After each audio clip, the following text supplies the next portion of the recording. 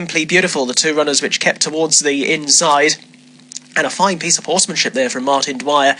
He's obviously done his homework, got out and walked the track, and Spirit of Appin in the end has won cosily by a couple of lengths over Simply Beautiful. And it should be now that in the later races, I think we'll see the runners merge as one over to the far side, given that all of those, which included the favourite Promissory, who raced down the middle of the track, were well beaten off. We're going to be back on over to Haydock next, ahead of their second race. If you missed the first race, we wouldn't really have seen much because the rain is really heavy, colours are all caked in mud, and the wind appears to be blowing. But the Virgin Bet EBF Maiden Filly Stakes is up shortly at 2:50. And for this up-and-coming contest, which is going to be run in very attritional conditions, they're going at Haydock officially heavy. Likely that What a Bird for the Richard Fahey team is going to be favourite. Tony Hamilton takes the ride on this well-bred individual. And this one, it comes here having ran over course and distance on soft ground on debut. So at least we know that What a Bird does handle plenty of cut. Rejoin us very soon with more action from the meeting at Haydock Park. Newmarket 225. First was number 4, Spirit of Appin at 9-1. Second was number 8, Simply Beautiful at 12-1. And third, number 7, Promissory at 8-11 favourite, and all 9 ran. Shailene followed home by Simply Beautiful, the two runners which kept towards the inside. And a fine piece of horsemanship there from Martin Dwyer. He's obviously done his homework, got out and walked the track, and Spirit of Appin in the end has won cosily by a couple of lengths over Simply Beautiful. And it should be now that in the later races, I think we'll see the runners merge as one over to the far side, given that all of those, which included the favourite Promissory, who raced down the middle of the track, were well beaten off. We're going to be back on over to Haydock next, ahead of their second race. If you missed the first race, we wouldn't really have seen much because the rain is really heavy, colours are all caked in mud, and the wind appears to be blowing. But the Virgin Bet EBF Maiden Filly Stakes is up shortly at 2:50. And for this up-and-coming contest, which is going to be run in very attritional conditions, they're going at Haydock officially heavy. Likely that What a Bird for the Richard Fahey team is going to be favourite. Tony Hamilton takes the ride on this well-bred individual. And this already event will start in 60 now, seconds. he finished 4th in a very competitive Leinster National behind Pair of Brown Eyes, Isle of Hope and Dreams, Bello Mom, who ran such a big race in the Irish Grand National after that. So that got the name escapes with Monbeg Notorious behind him as well. That was a very, very good run. Tough horse. If he's fit, then the Conditional, he's got the cheap pieces on for the first time for Dave Bridgewater, has got a very good chance, was 5th. This event starts in 30 behind seconds. Duke de Geneva and Tower Bridge. Well, and Borough Saint was back in 4th. And we all know what Borough Saint went on to do after that, of course, winning the Irish Grand National. So that form, in context of this race, if he's fit, then I just think the Conditional has got a really, really good chance. The others, well, I think they're all... barring accidents, I can't see how Llama Lam, who's rated 90 over hurdles, can get a blow in here. Go hard or go home for Tom Bellamy and DJ Jeffries is only rated 74. And GP for Phil York is 150 to 1 shot. Follow the Bear and the Hollow Ginger. The Hollow Ginger's form is basically... The Sandown finish behind Lord Napier was well beaten. Then was a winner beat Silver Eclipse at Haydock in a handicap hurdle on heavy ground. Heavy ground. Was also runner-up behind Reba Bodiva. That was at Hexham on soft ground, and it does like the soft. So I think that's why the money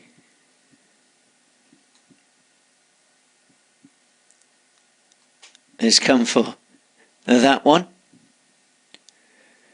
The rain really getting into the ground here at Worcester. Flags are raised.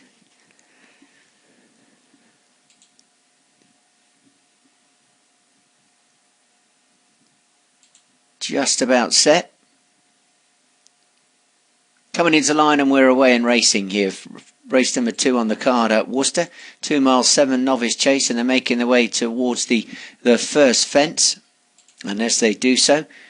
It's just the Conditional and Follow the Bear that lead up as they come towards it. Follow the Bear and the Conditional from the Hollow Ginge. They're followed by GP, Go Hard or Go Home. And at the rear of the field is Llama Lam in the early stages of the contest as they go on towards the next. Follow the Bear and the Conditional over. GP didn't get very high at that at all. Mark Goldstein on board that one for Phil York as they go towards the next. The Conditional, Brendan Powell and Jeremiah McGrath on board. Follow the Bear. Follow the Bear jumped that beautiful. The Hollow Ginge towards the inside, being followed through by GP Go Hard or Go Home. And at the rear of the field is Lam Alarm. Going towards the last in this line of 4 down the back. And the Conditional on the inside of Follow the Bear as they come down towards it. They're all over that one safely. Too sure Go Hard or Go Home just jinked to his left there. Didn't jump the fence too badly though, and they'll start the turn out of the back straight with the Conditional with disadvantage here.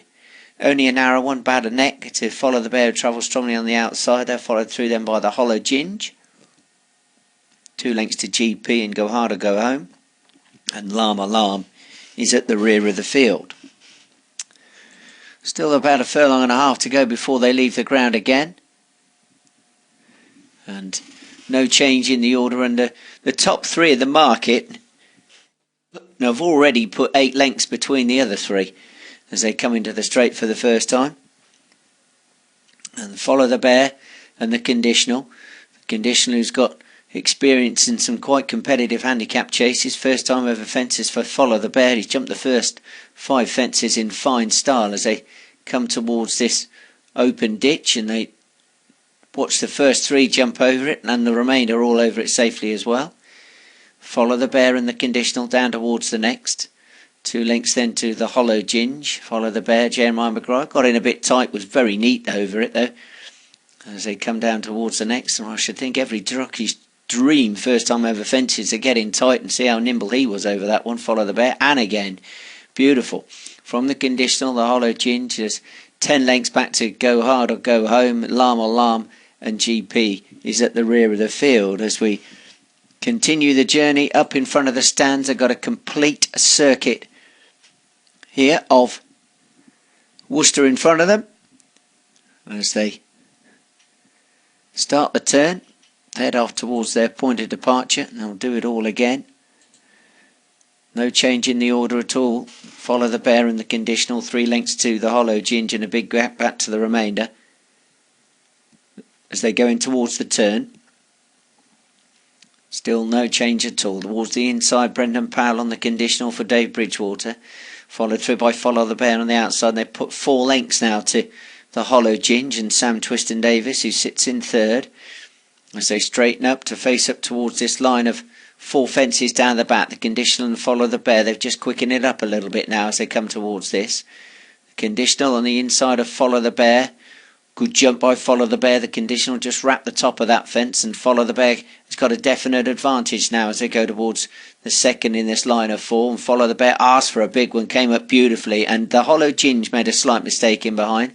They're fully 25 lengths clear of Lam Alarm, Go Hard or Go Home and GP. Coming down towards the third in the line of 4 down the back as the rain once again begins to tumble here at Worcester. The Conditional on the inside of Follow the Bear. And there's 3 lengths back to the Hollow Ginge as they continue their journey towards the last down the back, and 1 or 2 of them at the rear. GP and Go Hard or Go Home's being pulled up by Tom Bellamy here.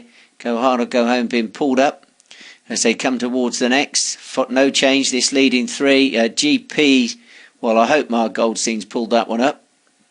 Lam Alarm is still going as they continue their journey down the back straight, and yeah, GP's been pulled up as well. So coming out of the back, the Conditional on the inside of Follow the Bear. There's 2 lengths then to the Hollow Ginge, and it only concerns these 3 here as they continue this long sweeping bend towards home. Now Sam Twiston Davis is just giving a shake of the reins. Jeremiah McGrath's just giving his a tap down the shoulder.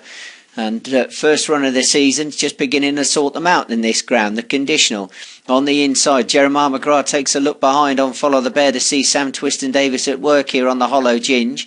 They come into the straight. They've got 4 fences to jump. Follow Bear on the outside of the Conditional as they jump it. Good jump by the Conditional and Follow the Bear. They've got 3 lengths now between them and the Hollow Ginge. And Follow the Bear looks as if he's just going a little bit better as they come down towards this. 3 from home, the final open ditch. Follow the Bear up in front here from towards the far side. The Conditional who still battles on as they come down towards 2 from home. The Hollow Ginge isn't totally out of it towards this near side under Sam Twiston Davis either. 2 from home, and there's 2 lengths between this leading 3 towards the far side just in front of the Conditional. Follow the Bear, Sam Twiston Davis and the Hollow Ginge fighting back. It's slow motion stuff down towards the last. There's almost 3 in line at it. The Hollow Ginge has come through on the near side to join Follow the Bear. The Conditional the far side. There's 3 in line here. The Conditional's the first one to give way, and it's the Hollow Ginge who now goes on and suddenly puts lengths between himself and the others, and he's just stayed on a lot better in the ground, and the Hollow Ginge has come away to win first time over fences in good style. The Hollow